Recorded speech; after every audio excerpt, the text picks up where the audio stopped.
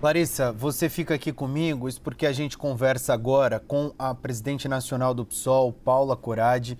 O PSOL, que era o partido da Marielle Franco, ela era filiada ao partido, exercia o cargo de vereadora do Rio de Janeiro pelo PSOL.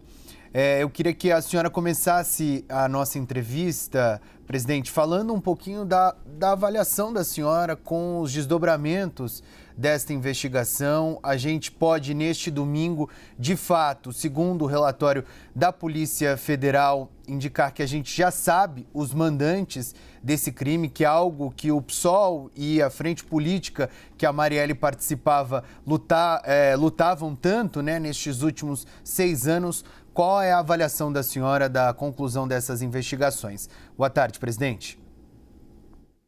Boa tarde, Pedro. Boa tarde, Clarice. Também queria agradecer o espaço e dizer que para nós foi muito importante, embora 6 anos pedindo justiça, 6 anos é muito tempo, que finalmente esse caso tenha chegado a algum grau de conclusão. Então, é lógico que existe a revelação da relação muito íntima das milícias com o Estado brasileiro. Acredito que essa investigação vai mostrar o quanto esse processo é intenso no Rio de Janeiro, e eu acredito que para nós foi muito importante que a gente descobrisse quem são os mentores intelectuais desse crime tão bárbaro, desse crime tão cruel contra a nossa companheira Marielle Franco e o motorista Anderson Gomes.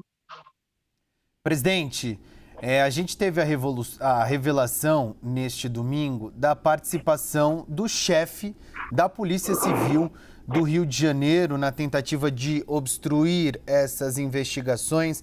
O partido foi pego de surpresa com esse avanço das investigações da Polícia Federal, indicando que a pessoa que foi indicada para tentar solucionar esse crime, de certa forma, trabalhou para obstruir as investigações?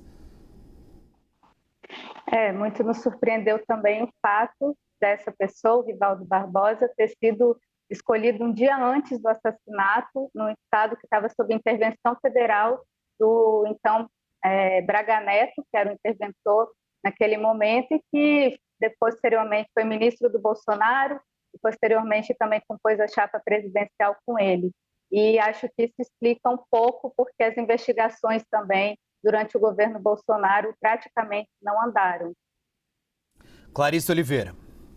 Boa tarde, presidente. Obrigada pela presença aqui no Agora CNN. Eu gostaria de falar com a senhora justamente a respeito dessa questão política que permeia esse crime. A senhora estava citando agora o papel aí do general Braga Neto como interventor. A gente trouxe há pouco aí a linha de defesa que está para ser divulgada por ele. E eu gostaria que a senhora falasse um pouco sobre como a senhora enxerga o papel do ex-presidente Jair Bolsonaro nisso, porque, obviamente, aí com base no relatório da Polícia Federal, o que os familiares do ex-presidente dizem é que fica demonstrado que não há vínculo com ele. Como que a senhora enxerga as novas informações que vieram a público agora? Boa tarde para a senhora.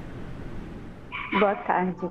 Bem, eu enxergo que, como eu disse anteriormente, o Braga Neto, ele indicou o Rivaldo Barbosa, mesmo com pedido da inteligência, pedindo que ele não fizesse, ele ainda assim ignorou esse pedido um dia antes do assassinato da nossa companheira. E eu acho que o Bolsonaro atuou durante todo o seu mandato para que esse crime não fosse elucidado. Então, embora não haja um envolvimento até agora direto, há uma atuação persistente para que esse crime não fosse elucidado. Isso está muito nítido agora com as investigações, né, durante mais ou menos, pouco mais de um ano, em que a Polícia Federal, com vontade política, quis resolver esse crime, nós chegamos a uma solução. Então, o crime contra a Marielle Franco foi um crime político. Então, muito se fala da politização desse crime, mas é impossível ele não ser politizado, considerando que foi um crime político contra uma vereadora, a quinta vereadora mais votos, eleita com o maior número de votos em 2016, então, uma parlamentar muito atuante. Então, foi um crime político. Então, é impossível fazer essa dissociação também. A Basília, presidente, também está com a gente nessa cobertura e vai fazer uma pergunta para a senhora. Oi, tudo bem, presidente?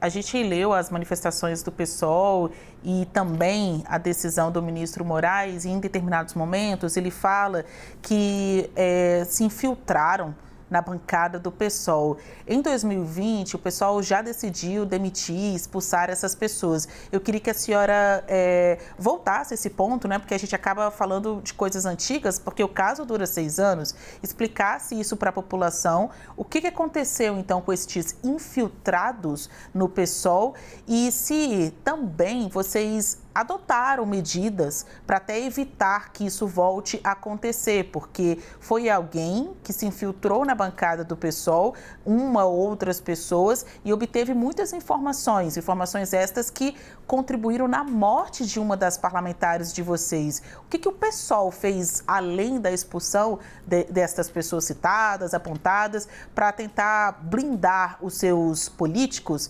os seus parlamentares especialmente, que têm uma pauta progressista e que costumam se antagonizar com poderes, né? Se antagonizar com políticos que, em tese, têm mais poder? Bem, há muitos anos já no Rio de Janeiro, nosso processo de filiação sempre foi muito cuidadoso, muito cauteloso, justamente por conta dessa infiltração das milícias, mas eu acho que o ponto principal aqui é o tamanho da ousadia, o tamanho do desprezo em relação à democracia que esses grupos, esses milicianos representam, de não se intimidar, de se infiltrar no partido político, que é um espaço democrático, um espaço de organização partidária, e se infiltrar para pegar informação. E eu acho isso muito grave, que aconteça na democracia, pessoas que se infiltrem para pegar informações para cometer crimes contra parlamentares.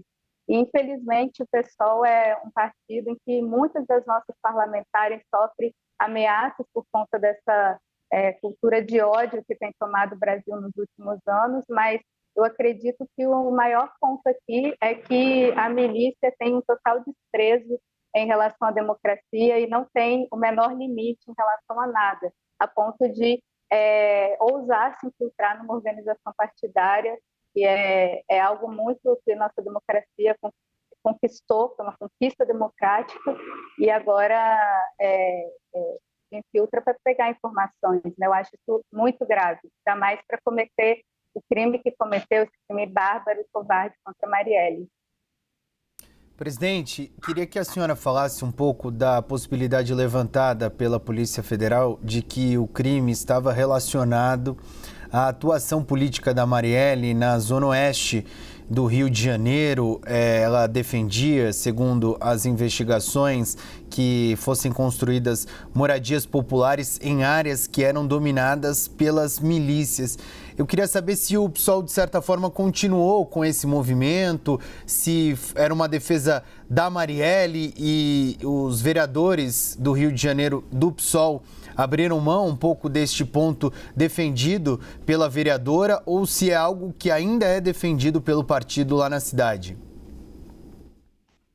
Não, com certeza é algo que é defendido pelo nosso partido. A gente tem uma atuação muito conhecida, principalmente o pessoal do Rio de Janeiro, em relação ao combate às milícias, né? O ex-deputado Marcelo Freixo foi uma grande expressão, né? Ele não está mais no PSOL, mas ele foi uma grande expressão desse processo, e outras pessoas, outros parlamentares continuaram com essa luta. Então, embora tenha sido a Marielle tenha sido alvo, a gente tem outros parlamentares que atuam em defesa dos direitos humanos, em defesa das populações mais pobres, e entra diretamente em contato, em choque com as milícias. Então, não é algo que nós abandonamos, é algo que a gente continua. A nossa atuação parlamentar, inclusive, é muito conhecida por fazer esse grau de enfrentamento que muitos se furtam de fazer no estado do Rio de Janeiro, mas o PSOL não se furta. Obrigado, presidente, pela entrevista. esclarecedora em diversos pontos, principalmente sobre a atuação política da Marielle. A CNN segue à disposição da senhora e do partido para outros esclarecimentos. A gente imagina que vão surgir novas informações deste caso nas próximas semanas. Obrigado, presidente. Que Paula Corradi conversou com a gente aqui neste domingo de cobertura com novidades do caso Marielle Franco. 3 pessoas sofreram mandados de prisão, foram presas, acusadas de serem o mandante desse crime. Obrigado, presidente. Obrigada. Até mais.